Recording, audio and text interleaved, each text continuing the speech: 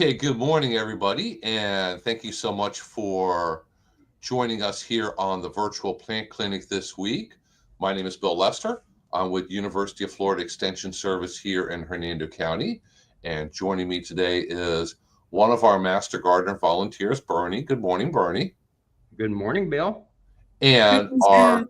our previous Hernando County Florida Friendly Landscape Coordinator, Lily Browning, is here from beautiful Pennsylvania. Good morning, Lily. Good morning. How are you?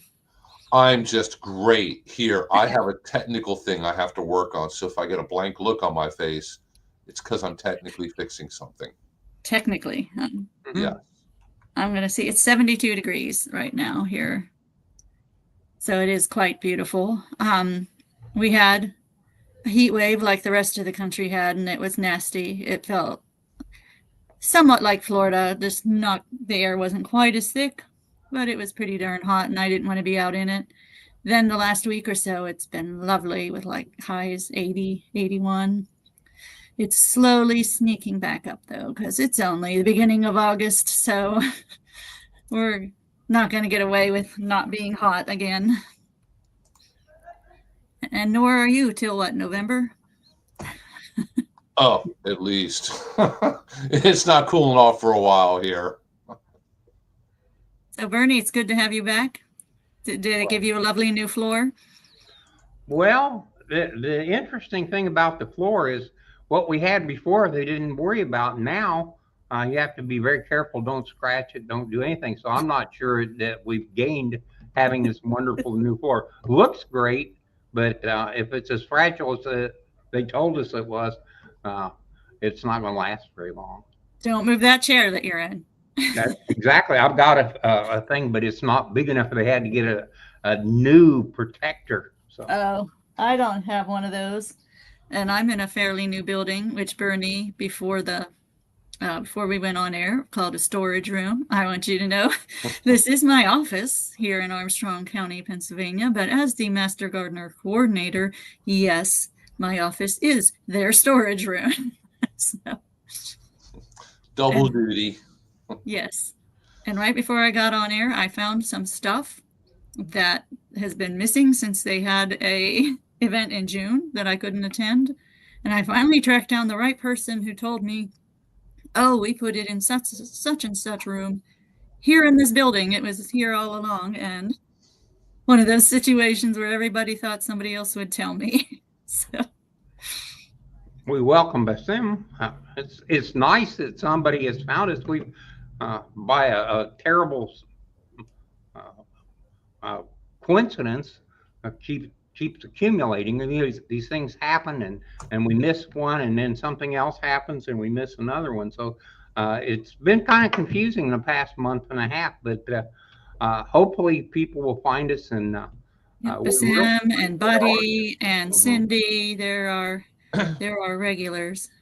And anybody watching from Facebook, at first we were not transmitting on Facebook this morning, but I fixed it, so we're on Facebook. Oh, okay, great. So Bernie, what you don't know is last week when you were not on the virtual plant clinic because of the floor situation, we made some major life decisions for you. Uh-oh. So you're going to have to go home and tell Sue, start looking. I'll help you. I have a realtor. You're going to buy a summer home in Armstrong County, Pennsylvania, and help me start up what they call a hotline here, what you call plant clinics. And I will share you 6 months and 6 months with Hernando County. How's that sound to you? Well, if there's a zoo in the area where Susie can volunteer, that would work. If there isn't a zoo, we're not going. So. Well, the Pittsburgh Zoo is marvelous and not too far away. She used to drive to Tampa from your house. So she'd probably drive 50, 60 miles to. Sure. Oh, yeah. The Pittsburgh Zoo is fantastic. And you don't even have to go downtown at all to get there. We go around without even seeing downtown. So, yeah, okay, we've got that settled. All right.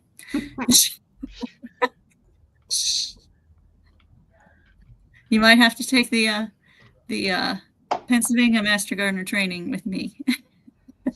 Hey, I don't really care. You reach a point where you've pretty much filled your head with facts. So if you learn something else, it pushes another one out. And I'm at that point where every time I learn something new, I forget something old. So Oh, no. No, yeah, I think you retain it all. and the amazing thing is, things run cyclic to where, uh, you know, it's here in Florida. We had the Asian cycad scale. And Remember that? for Yeah. 2 years, everybody that called, I got to say, well, you have Asian cycad scale. And then that went away, and we don't have that anymore. And then you have some aphids that show up and they attack something, and they kind of go away, and you get a new problem, a fungus that attacks stuff, and then an invasive plant or an invasive insect. And these things go on 2 to 3 year cycles. So when I first started, the number one questions I got were on citrus and turf, and then yeah. it became turf, and we were switching between. The biggest problem was chinch bugs. They cured the chinch bug problem, and now the fungus, which had been there all along, suddenly became evident because everybody lost their lawn, and half of them lost it because of chinch bugs, and then after that, then half of them lost it because of fungal problems. Well, now the palm thing has come and gone. If you spend money on a palm today, you're really wasting a lot of money because it's probably going to get attacked and die. Nobody buys citrus anymore. By the lethal yellowing, right? The lethal bronzing. Yeah. Bronzing. And supposedly now we can't come call out. it Phoenix palm decline Yeah. anymore. Texas because- Phoenix palm decline. I think Because Texas like and that. Phoenix both And took. Phoenix didn't like it. Right. Yeah. They were both insulted by that. Hmm. So we Having don't their use that name term attached anymore. to a disease. So it's lethal bronzing, yes. And the thing about the Asian cycad scale, which was a big thing when Bernie started doing the plant clinic, and that's because he and I took the Master Gardener training at the same time. I was already working at Extension in 05. Now, what happened in 04 in Florida?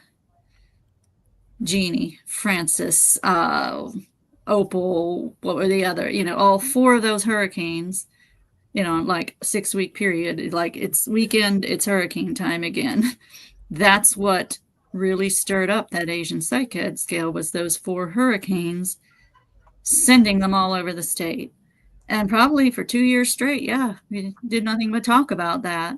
And I don't think we overcame it, very much. Once the sago palms had that, and it was down in their roots, there was really nothing much to do about it. So, like Bernie said, we just had to wait it out. Actually, the cure did work, but the cure was expensive. It was a neonicotinoid, and it wasn't really plentiful, and so many of them died. People didn't replant them, but I had a friend that at the very end went around and treated them, and the ones he treated recovered and did fine. They're still there, but it's just that went from being one of the most popular landscape plants to a pariah. And I never thought they were. I mean, they're okay. I didn't want to go around and cut them down, but I never wanted one. I never thought they were all that pretty. I like the native cycad much better, the Kunti. And it did not seem to get it, did it? No, Kuntis didn't have that problem. Yeah. I think the Kuntis are much cuter than the sago palms. Both of them are in the cycad family, which was the very first terrestrial, actual scientific plant. Started with algae, and then, on the earth, and then we had cycads. Did you know that? They were here with the dinosaurs. Very, very old family. Mm-hmm. The thing that's happening right now is because of the frequent rainstorms and the real high temperatures, the warm weather grasses in Florida are growing like crazy. You can mow. Uh, the next day it'll get to be 110. There'll be an afternoon shower, and 24 hours after that, the grass is now a foot tall. So it's not that much different here either. Our grass is growing like crazy too. So lawn maintenance right now is the really big thing. It's a little too hot to do much gardening, and it's really too hot to mow unless you're out fairly early. And depends on where you are. Some of these places are getting early morning rains, and it's too hot to mow by the time the lawn's dry. So right. I really admire some of my neighbors, but you're not going to catch me out there. I hope they don't start a petition to get me out of the neighborhood, but I just can't mow that often. It's a young man's thing to do silly stuff. Although I've never let that stop me. I just try to either start early or late, if it's not raining in the evening, or if it didn't rain in late afternoon and everything's soaking wet, right before dark can be a pretty nice time of day. But mosquito control is going to tell you a different story.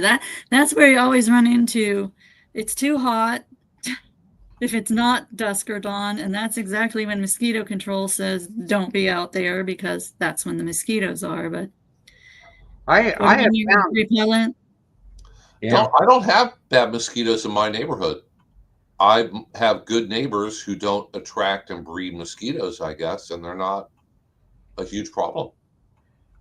I don't think mosquitoes have been as bad this year, strictly because we've had fairly warm days. That the water doesn't last very long. We're not sitting around with a lot of puddles for weeks at a time. It's you get a puddle and then the next day everything's clean, dry, and it just has worked out that my lawn is got a lot of I can't think the mimosa, the strigosa, little pink flowers, and I love it because I mow, and if it stays dry for a couple of days, the little pink flowers pop up. So yes, it's kind of neat. I really enjoy those things. I didn't realize they were as invasive as they are, but they're not invasive. Good. I've got the They're not invasive. They are pioneering. Yes, that's correct. Aggressive. Aggressive. I had one time a gentleman call me, very, very, very upset that he did not know, like we didn't tell him we've only ever promoted sunshine mimosa. And apparently, there are a couple even among the native ones, a couple different varieties. And so you need a lot of room. A lawn is a great place if you want it to take over your lawn. Now, I know the master gardeners, that's a bad word to them. That's strigosa, because gardeners before them put it in some beds and they just couldn't do anything in those beds because of the sunshine mimosa. I don't know. I would have to go back now after 2 years and look at my old house. I couldn't get it to do much of anything. Maybe the new people are cursing me. I don't know. But I guess it depends on your conditions and what you're looking for. So don't plant it unless you have a lot of room and want it to really spread. Yeah, master gardeners do still have it at the nursery in a grassy area, and it's just mixed right in with the existing old St. Augustine grass. Ones that they had on those parking lot beds, though. Mm-hmm. You mentioned sunshine mimosa, and those particular master gardeners would give me the dirtiest looks, like, don't say that name. So yeah, they've redone those beds, and I think they basically got the mimosa out eventually. I have the same issue here with trumpet vine, which I'm not sure. Maybe the trumpet vine that the lady who lived in my house for 77 years, by the way. Maybe it was not a native. All I know is it's way too aggressive for such a small area. And I had Chip Drop bring in me a big pile of mulch. It's at least, up to my hip. That trunk of mine is growing through that 3 feet of mulch. I see this thing from Bassem on caper bush. I'm not familiar with caper bush. I just looked it up, and the traditional caper bush that you would get capers from, like you can buy it in a jar at the grocery store, it's a Mediterranean bush. So it's not going to do really well in Florida. There is a Jamaican caper, which apparently is a very attractive shrub, and it flowers, and it's not invasive, not a problem, but it's not going to give you the little capers. The capers are seed pods on the bush.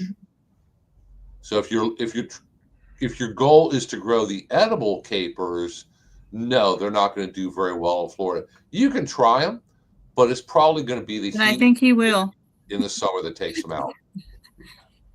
Bassem loves to experiment. Like I said, you need to set up even maybe do a video of his yard and see what kind of botanical experimental gardens he's got head over there and see his botanical garden with every kind of edible from around the world at least being tried. Yes.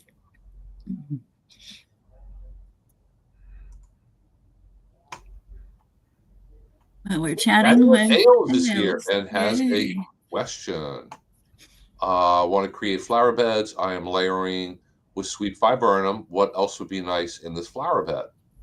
Any ideas? Well, problem with sweet viburnum is it's going to take it over.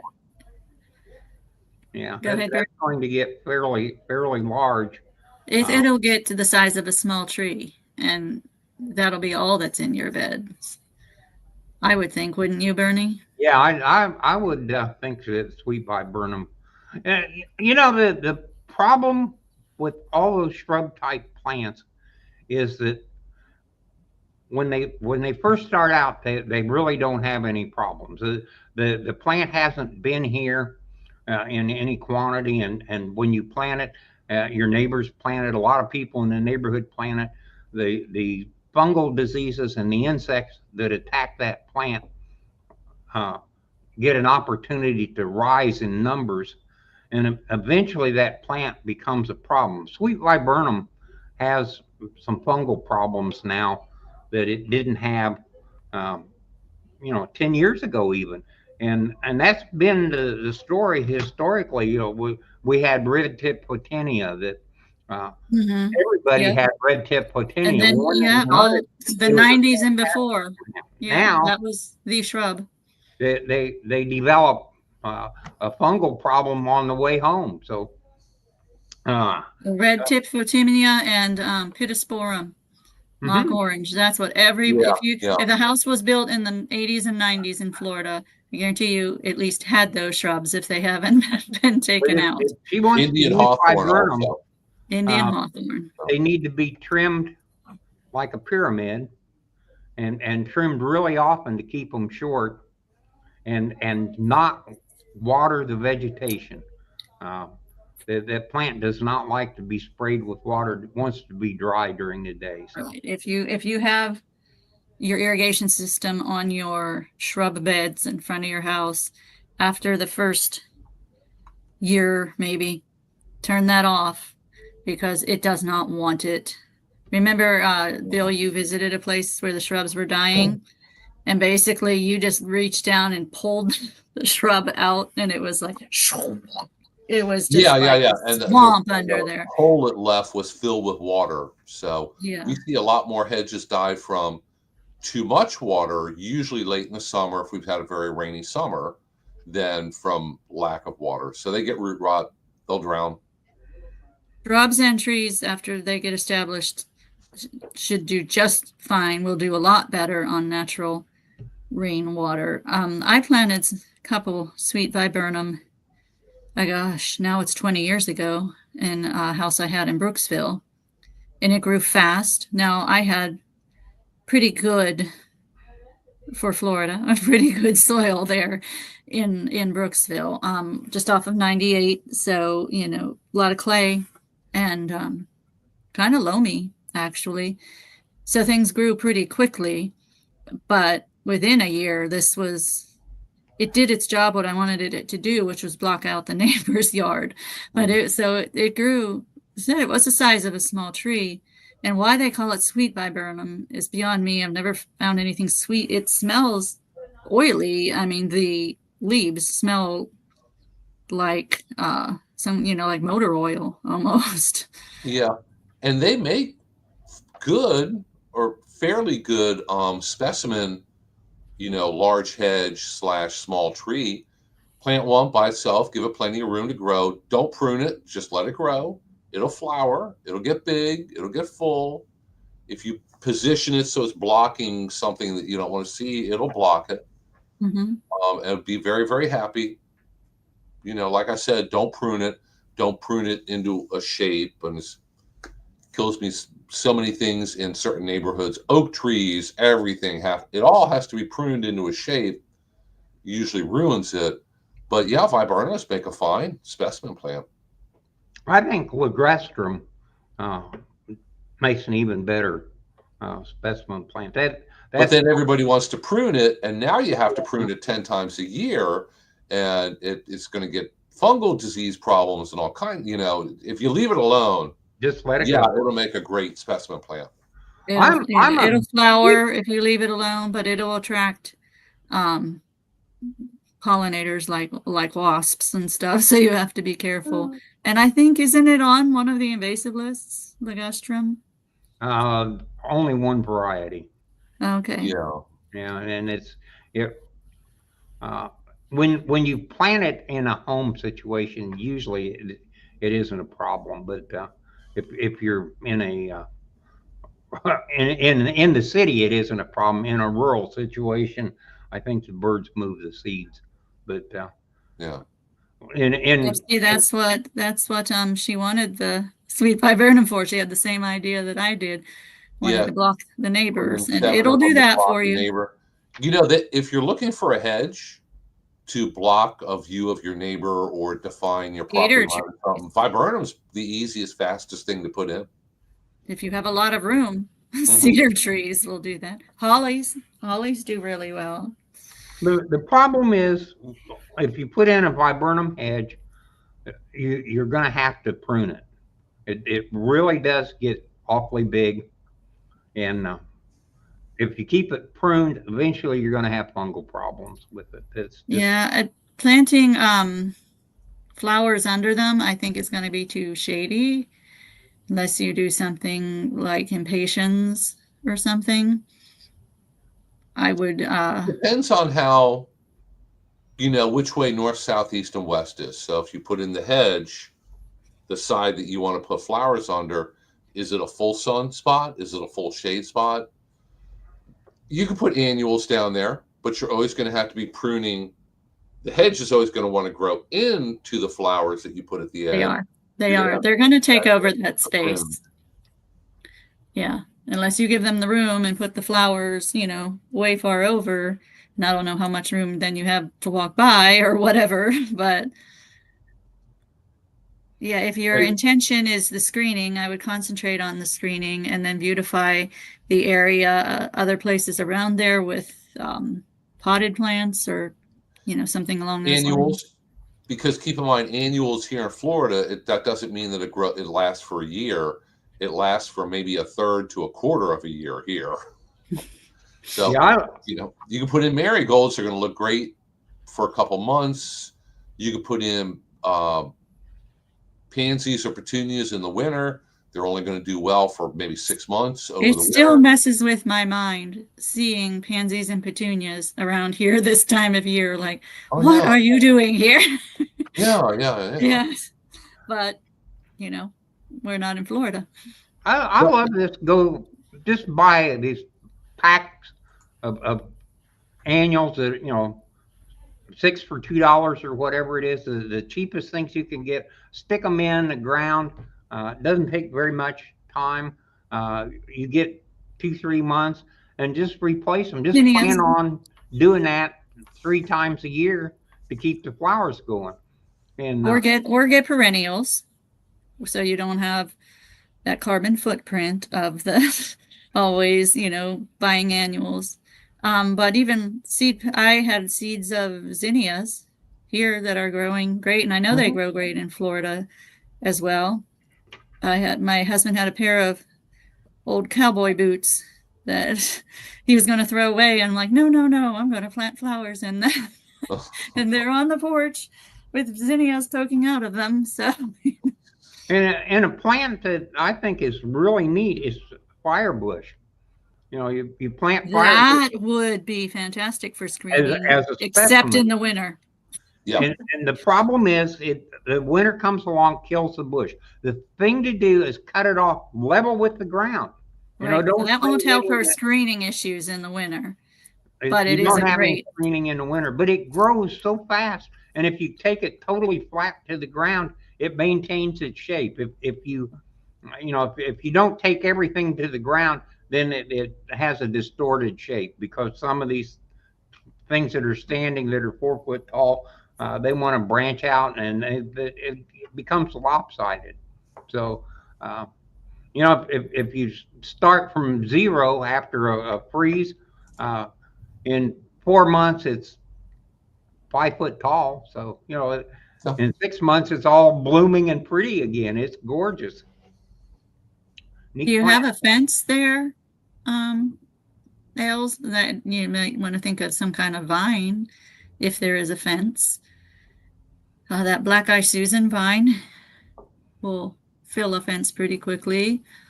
Confederate jasmine, it'll go all over. Yeah. My favorite plant for screening is podocarpus. No fence. Okay. Yeah. You just podocarpus grows slower, but it grows thick and it can do well. It's just a little bit viburnum. I know somebody put in a hedge of viburnum, and it was like 10 feet tall and 5 feet wide. It was huge. He said, only took less than a year to get that big. I just kept fertilizing it lightly with 666, kept it well watered, and stuff grew like a weed during the summer. And so it grows very fast. If you do your wall of sweet viburnum and like a little bit in front of it, put a couple fire bushes, it will be beautiful.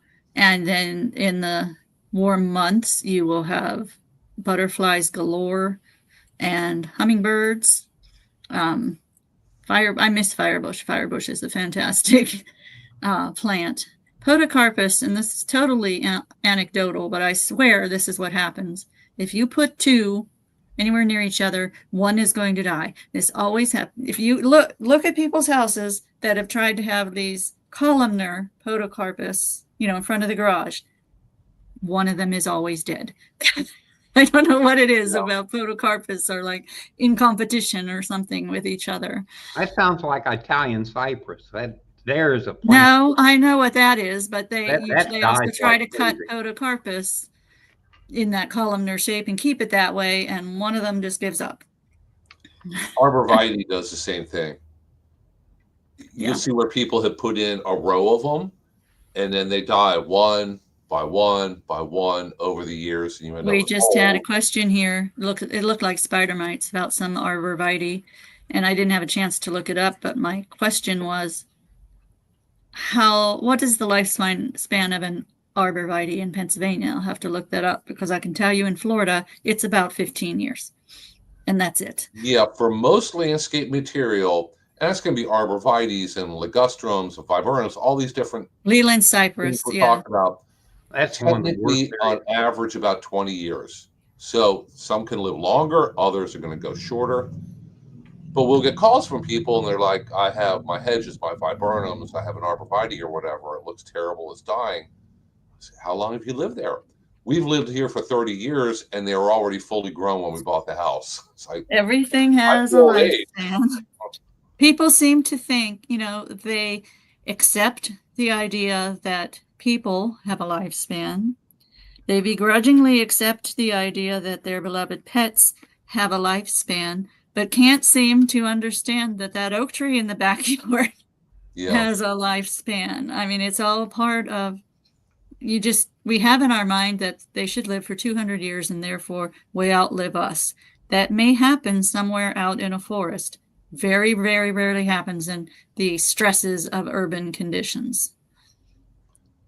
Yeah, my holly bushes out in front of my house are starting to look pretty weak.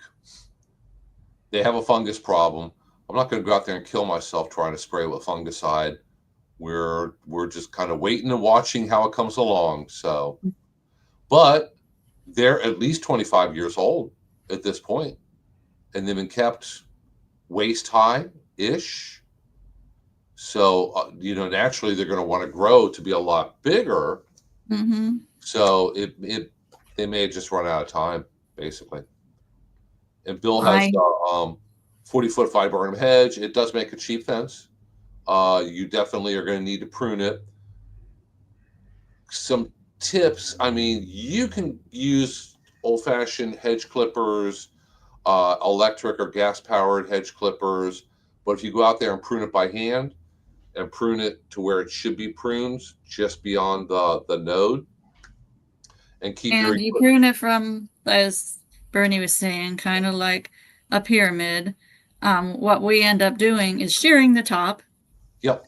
And we have all kind of classes on how that is sheer nonsense. Because what that does is wherever you cut is where you're going to initiate new growth. So you come by, especially in these places that, you have your people who are paid too little to do a lot. So they come and shear that place, shear that place. Well, then you got all this growth at the top, and it'll eventually stop the sun from getting down to the branches below it. You can see it in front of restaurants, Texas Roadhouse, whatever, restaurant, where it's all green on fluffy on the top and completely dead under that. I see it here too. And it's because of bad pruning practices. It got too dense, too thick on the outside. And a lot of times with electric or gas-powered shears, a lot of the cuts are kind of jagged. They're going to let diseases in. You're going to get fungal diseases. Technically, the best thing that you do is go by and carefully by hand prune it, especially when they're small, when you want them to get 10 feet tall and 5 feet wide. Go in there and very carefully, selectively prune them by hand. I'm sure you have videos on pruning. They will get to where you want them to be pretty quickly. I'm sure you have videos on pruning, don't you, out there? Somewhere way back there we should. Everything, yeah. I know, you and I have one on pruning a crepe myrtle. Yeah, that was an old one. Yes, it's around here somewhere. Oh. But yeah, I know we have them on pruning. I know I would have had you teach those, most likely. Viburnum is not a hummingbird bush. Viburnum is not. Firebush. Firebush is definitely a hummingbird bush. And the firebush, if you are insistent that it be the native firebush, that is what, Hemilia potens? Yes. And they have a dwarf variety. There's a pulled that out of my brain. Can you believe that? And then there's the other one. To me, it's very, very hard to tell the difference. I think the non-native is redder and the native has more orange flowers. But they say pollinators can tell the difference, and you'll get more pollinators with the native. They both fulfill a very good function of a hedgerow, if that's something you wanted. But like I said, it will freeze. So that's an issue. It's not an evergreen. And you will have to cut it down to the ground once the danger of frost is over and let it start again. But this time of year, I'm sure all your fire bushes are marvelous. A marvelous mine's city of activity. Yeah. The sulfur yellow butterflies, love them. They come in from opposite directions, and they were going around the bush spiraling up. And it was comical because I sat there and watched them for a long time, and neither one knew the other one was there until they got to the top. And then they jabbed at each other and took off in different directions. So generally, the one keeps everybody away while he's there. He fights them off, but it was just the reaction they had being startled when they both. And you don't have to run out and change the hummingbird formula and make sure that it doesn't get moldy and all that. Yeah, worry about it's ants. Just a natural, healthy hummingbird feeder where they are getting the nutrients that they need out of it. You're not just giving them sugar water. So. Okay, if anybody has any other questions, just go ahead and put them in the chat, and I will see them and share them, and we'll do our very best to get them answered. I think for Saturday, on the National Master Gardener Facebook page, Bill has me posting something about flowers every Saturday. So it's a pretty wild topic. I'm just thinking I'm going to put something about crepe myrtle, because generally they're not supposed to be here in Pennsylvania, but I've seen them popping up. I think that's a consequence, if that's a good word, of some of this climate change. People are trying it. They must be okay. It must be all right on the eastern side. Must come up from Delaware or something, because I know, like Hampton, Virginia, the entire city scape is crepe myrtles. Talk about monoculture. If there ever is a crepe myrtle disease, that town is not going to have any city trees, and they just let them grow. They let them grow and get humongous, and I'm sure it's beautiful. But I've seen people trying to have crepe myrtle here, and they've succeeded so far. I've seen them. A neighbor of my daughter's, and I'm like, every time I go by, I'm like, why do you have crepe myrtle? How do you have crepe myrtle? It shouldn't grow up here. But they are in, how a lot of the towns are built here. You can reach out and shake your neighbor's hand, through the bedroom windows. So it's a closed in, and they're pretty even and a block or two away from the river. So it must be just the right microclimate that it's not killing them, And we had a pretty good winter, like below zero several times. There are plants that will grow for a while until you just get a really severe winter, and it takes them out. Right. I know queen palms will grow here, and they grow in Orlando, all across Central Florida, and they'll go for 10, 20 years. They get huge. You'll get one super cold winter every 20, 30 years where it gets just cold enough to kill a lot of them or damage them. So a few months later, they all die and have to be replaced. I know city of Orlando back in the 1980s the city was filled with queen palms. That's what the city papers put in. They all froze and died. They had to replace them. Sure. Mm-hmm. Yeah, they should be Sarasota on down. Yeah, no, well, they do great here, and they're fast growing.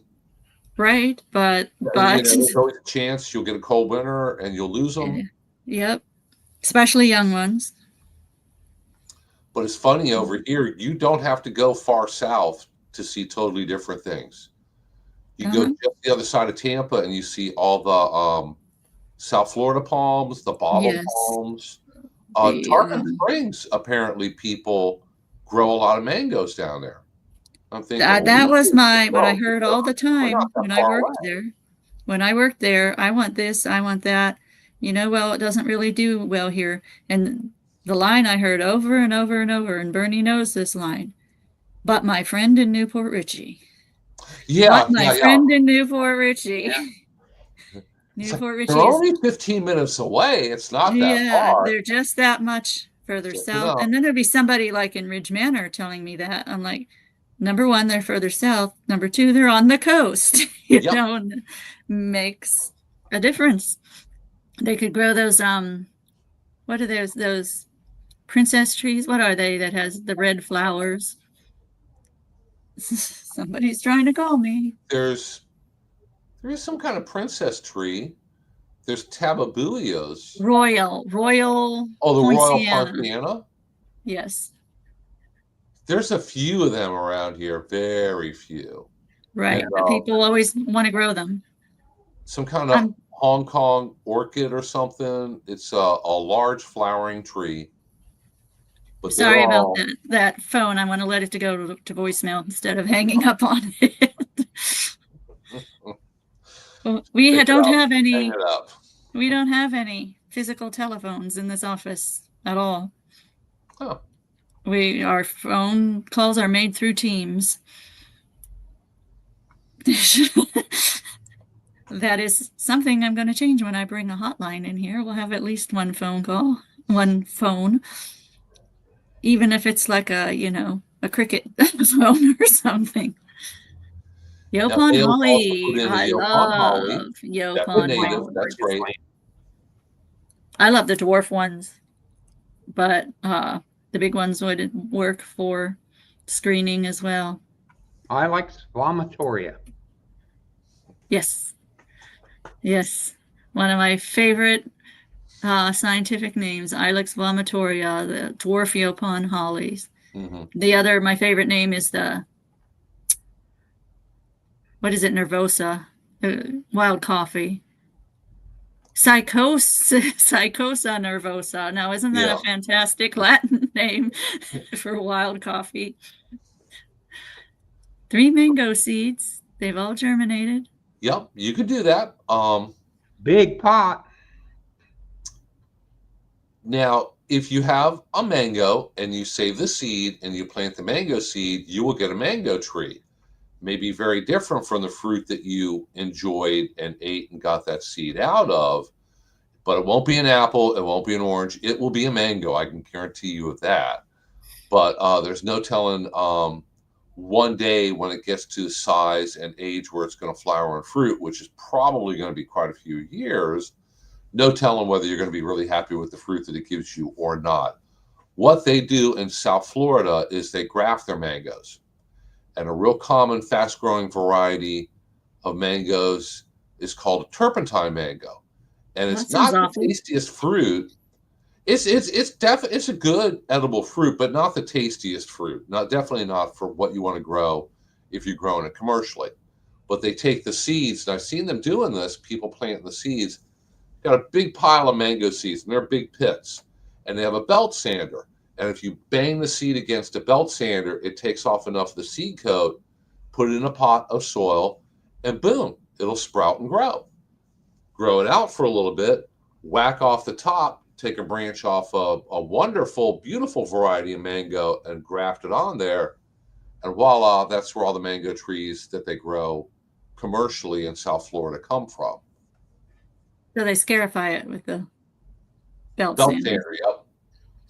Well, it's just like an orange. I mean, if you took seeds out of your orange, you're not going to grow that same kind of orange because it came from a grafted tree, with a hardy rootstock and a sweet scion for it and all of that. So, So it's not just random. There's a lot of planning and art that goes into it.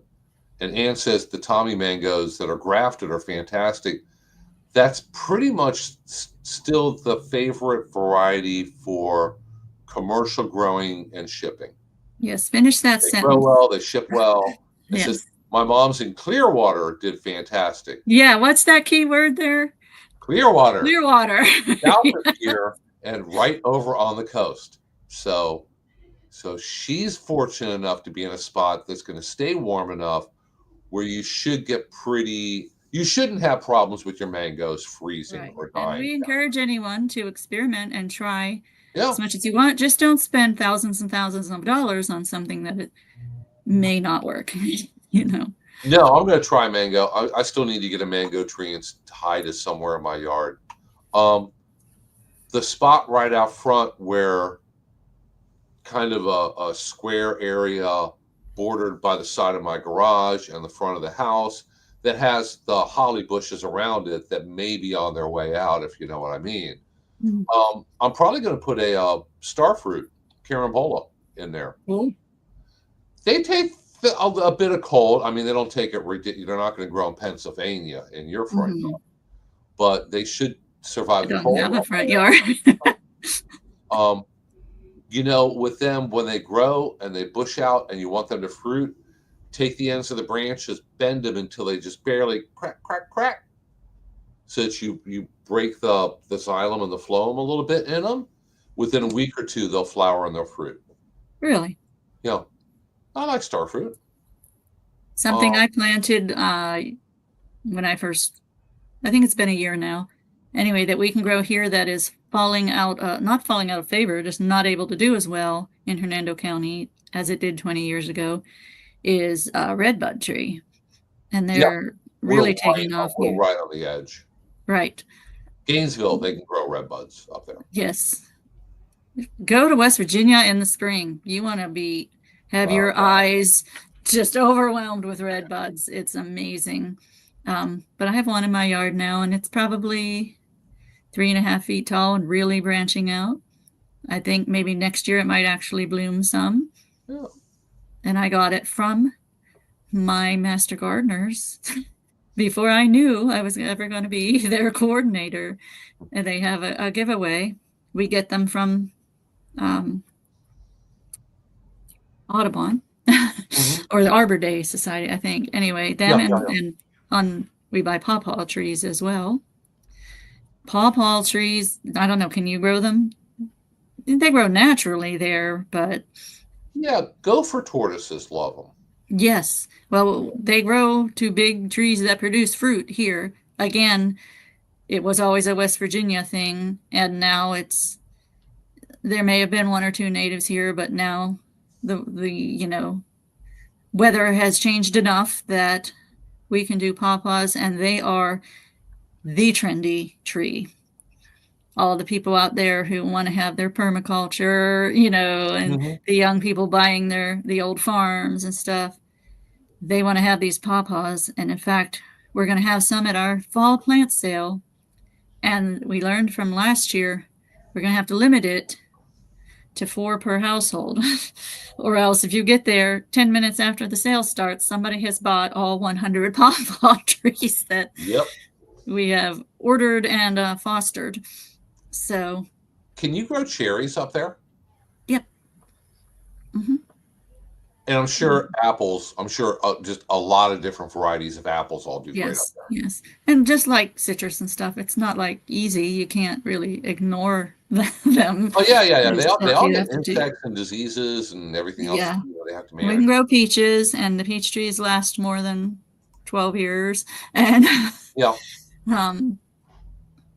the different stone fruits and things. Yep. But there is I told you about it, you didn't recognize it, a fungus that the prunus trees get called black knot fungus. And it looks like somebody took black spray foam all up and down the branches, and nothing. If you catch it early, you can trim those branches. But if not, you got to get that tree out before it affects others. Everybody has their issues. Yeah. His redbuds are under his pines. Yep. I've never seen a seed pod on it though.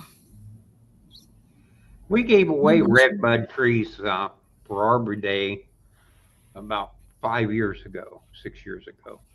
And I got one, and this is the first year it really did something. I'm really happy. It was very, very pretty, and it leafed out really good, grew some more. So I'm looking forward to next year. It is pretty happy where it is. So I'm very fortunate because we're in a colder part of the county. I think that does help. So. That does help. Now, 25 years ago and before, inland, Brooksville, Dade City, Inverness, the spring would be gorgeous with redbuds and dogwoods and, of course, the azaleas. And it seems we were always on the border, the southern border, for those redbuds and dogwoods. And dogwoods, even here, deal with the anthracnose disease. And there came a point where that southern border seems to have moved up to, at least Gainesville, probably. Yeah, my azaleas were planted right next to a couple of oak trees, and when the hurricane went through, the oak trees went over, and the azaleas are still in that circle of stuff, but they're now 10 feet off the ground, so I can't get to them anymore. Yeah, the azaleas are still doing fine in your area, but you don't have that mixture of the dogwoods and the redwoods red buds, which are purple buds, by the way. Have that argument with my husband every spring. I'm like, I didn't name them. It's because the horticulture world doesn't know purple. It only knows primary colors. So. Yeah, we have I haven't seen a dogwood in Hernando County in a long time. I know there is a native one that you'll encounter out in the forest, but I normally don't see them. The one that surprised me was the red bays. Yeah. We had an insect go through and poison all the red bays, kill them all. And I had no idea there were so many trees. Yeah. They were just until one of those they things. all died, and they died Right. so quick they didn't drop their leaves. So you'd go to any wooded area, and 10% of the trees in just about any wooded area are sitting there dead with their leaves still. Oh my God, that's another red bay. And I got a bunch of phone calls for about 2 years on that. The ambrosia beetle did that, yes. Yeah. They talk about plant blindness, which we wouldn't think we have, or anyone listening. We pay a lot of attention to plants, but there's still, maybe narrowed down to tree blindness, especially like in a forest. It's just like they're just trees. They're just there, unless you're a forester or something, until a whole bunch of them die, and then you notice it. And some of it is natural. I know I get calls every spring about pine trees, and we do have native pine bark beetles here. And it depends a lot on the weather. The beetle. If you go through a really wet period, then a really dry period, back and forth, it might put a lot of stress on the pine trees. Pine trees here in Florida tend to come up real fast. They grow fast. They die fast. So it's not always a big emergency or outbreak. Sometimes it's just normal, and we see quite a bit of it. Chickasaw plums, where you don't see them all year long until spring, and then suddenly it looks like it snowed at the edge of the forest. So. And people think they're seeing dogwoods, and they are most likely seeing Chickasaw plum in the understory at borders of the woods. They grow in abundance in the northwestern part of the county, up there in the Royal Highlands. Just gorgeous. Yeah. And we have native persimmons here also. Mm-hmm. Had a lady who sent a picture in. She had some plants coming up in her azaleas, and it looked like some kind of small tree. So I said, "You're gonna have to bring some in. I can't tell much from the picture." Sent it off to be ID'd. It was persimmons. She's got tons of little persimmon trees.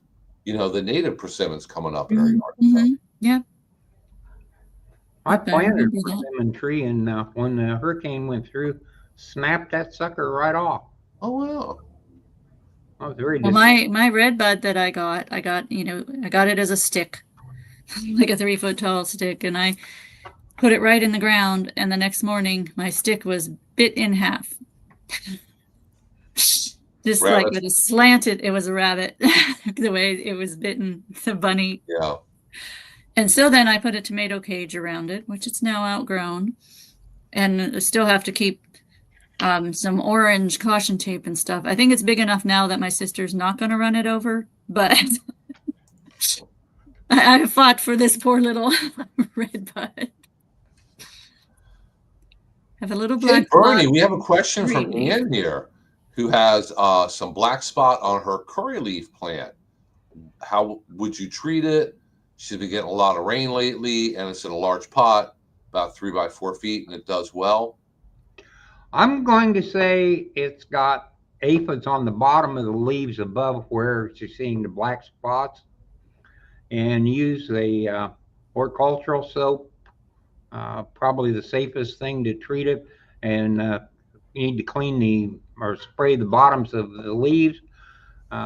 Probably sooty mold. And sooty mold is because the insects that are on the bottoms of the leaves, as they go through the sap out of the plant, they turn it into a sugary solution that falls down on the leaf top and is the perfect place for the sooty mold to grow. So 5 minutes left, and we almost got out of talking about any kind of secretion or Barely squeeze poop. that in. but Guys. I would check the bottoms of the leaves and look for some kind of an insect. If you absolutely can't find any kind of an insect, I would say use a fungicide. But I'm going to say that's like Copper. a 5% chance, as a 95% chance it's sooty mold, and 95% chance there's an insect someplace. So I would go for that and use just the hort soap, and that's pretty much cleans it up. Safest thing you can use, won't hurt anything except the insects. Yeah, and the insects you look for would be aphids, whiteflies, mealybugs, certain scales, and they're all small. You have to look very closely for them. They're on the underside because that's the tender, juicy part where they can suck the juices out. And also they can hide under there from the sun and from predators. If you have ladybugs around, they're going to help you. So, yep. They're going to hoover up those aphids. So, Lily, where you live in Pennsylvania, by any chance, do you have the praying mantises, the really, really big green ones, late summer? I haven't seen them, but I believe we have them, yes. Up a couple people. 6 inches long?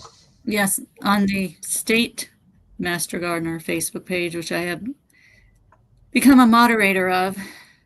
It's a full-time job. People have shown them. So, yeah, I found one on the side of my car. I actually took a picture of it. I do this ham radio stuff, and we send slow scan pictures back and forth one night a week. And so I took a picture of it and sent it out on the airways. But it's really surprised me. You know, it's one of those things. After I took the insect class and found out all about insects, I see those darn things, all these varieties that never existed before. It is neat how your eyes can open. Yes. Yeah, because I remember growing up with them in the fields in Maryland. Aren't the big green ones Chinese mantids? Because we generally, if we have them in Florida, it's very, very few. We have praying mantises, but they're all much smaller. They're not the big ones like up north. If I see one, I'll get a picture for you, Bill. Okay. Yeah, I was going home one night from where I worked in Indiana, and we step out, and the fellow I worked with says, "Oh, there's a such and such bird," and I thought, "Well, that's kind of interesting." When did those show up? And he said, "Oh, well, they're really common." Well, the next weekend I went to Louisville. It was 100 miles between Indianapolis and Louisville. There were 104 of those darn birds. He counted them. But I had never seen one before. But once you know about something, then they're everywhere. So yes, you learn about an insect, that insect suddenly starts being every place. Stink bugs. When you can identify a stink bug, suddenly you find out that there are stink bugs on every plant you own. So. And here we've got the brown. How do you say it, Bill? I always want to say marmorated. Oh, you got the bad one up there, yeah. The marmorated. Brown marmorated stink bug. So aside from the ones getting on all the vegetables now because it's so hot, every vegetable issue that can exist is existing. Now we got the ones that get in your house and get between your aluminum siding or vinyl siding, and you go up to someone's house and go in a room they don't use often, and you'll see them on the windowsills and stuff, and it's just like nothing. You know, it's so Yeah. the dead ones. Not bad. I mean, it's so common. Yeah. They're not as bad as they were when they first started to be a problem. Just like anything. I'm hoping the spotted lanternfly will end up being the same thing. And said we have evidence now that bats are eating the spotted lanternfly. Oh. So, evidence being, you know, the thing that we always end up talking about here. It's in their guano. There too. Yeah. That's twice, and right on time. It's 11 a.m. Yes. Okay, guys, I'll give everybody like one more minute here. If you have any last-minute burning questions, please go ahead and put them in the chat, and we'll be sure to answer them. But otherwise, I went ahead and showed all of my different banners with my email address and contact information and Colby's email. Hey, where's Colby today? Well, I don't know. You're the boss of this Bernie, program. where's Colby? Did he tell us last week he had something? I think so, and I just forgot. So Yeah. But Colby was not able to be with us today. He obviously, something else came up. But I'm going to be back here again next week. Lily, I think you're going to be at the Pennsylvania Fair. It's the Dayton Fair. It's for our county. It's not all of Pennsylvania, but yes. Eating corn and that Pennsylvania Dutch fresh scrapple. He always wants to saddle us with scrapple. That's that other side. That's from Lancaster on east that eats the scrapple. The only people who eat it here are the people who have moved here from the east side of Pennsylvania. My but there will be corn. Scrapple, and I don't think he'd ever been in Pennsylvania. So I think it might be an Amish thing. He was an Amish. Well, no, but there are plenty of Amish people in Indiana. So. They get around. Yes. And around the fairgrounds, there it's getting pretty close to a town that is mostly Amish that's in the next county over, but it's not that far from there. So you have to take that into consideration. It's already an hour from my house, and then take in extra time in case you get behind a buggy. So, but absolutely gorgeous ride, I can tell you that. Yeah, I guess it would be bad form to just lay on your horn and. No, you don't do that. No. Or behind a tractor, one or the other, up there. Yeah. You see them way out in the country. Mm-hmm. Okay, well, hey, guys, I don't see any other questions on here, so thank you so much for joining us. Please be sure to follow us on Facebook and also on YouTube to find out about the link and exactly what time we're going to be here next week. But I'm planning on being here next week, next Thursday morning at 10 a.m. So maybe Colby will be able to join us again. Maybe he'll be back. So, and Bernie should be there since they let him in the office again. Yeah, now that the flooring is all done and we're all back at the office. I was thinking last week you could have went up to utilities and sat next to Colby and joined us. But no, I was fine at home. I got everything I need. Everything worked. Okay, well, thanks again, guys. We will see all of you again back here next week, next Thursday morning at 10 a.m. So until then, see ya. Adios. Bye-bye.